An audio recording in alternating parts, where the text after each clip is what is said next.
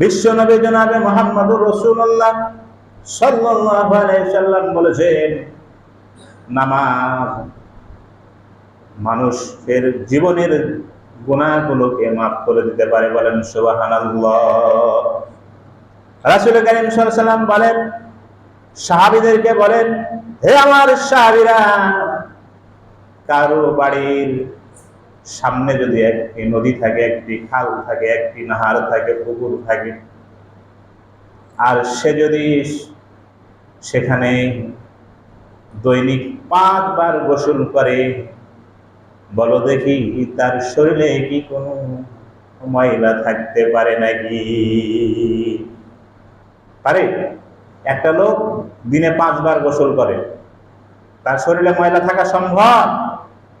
সম্ভব নয়। সাহাবীরা আরজ করলেন, ইয়া রাসূলুল্লাহ, ইয়া হাবিবাল্লাহ, যে ব্যক্তি 5 বার গোসল করবে তার শরীরে তো ময়লা থাকার কথা না।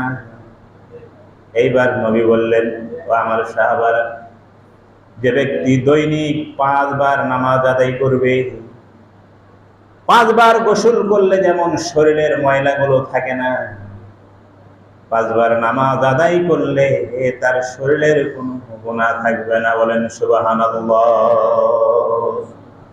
গুনাহগুলো কি হয়ে যাবে? নামাজ আদায় করার কারণে ধরে ধরে শেষ হয়ে যাবে।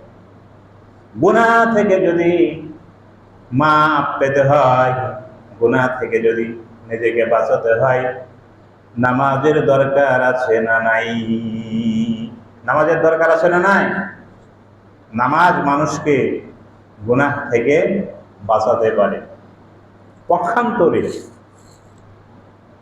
যারা নামাজ আদায় করে না, নামাজ যারা পড়ে না, তাদেরকে শাস্তির ব্যবস্থা হয়ে যাবে। কি হয়ে যাবে? শাস্তির ব্যবস্থা হয়ে যাবে।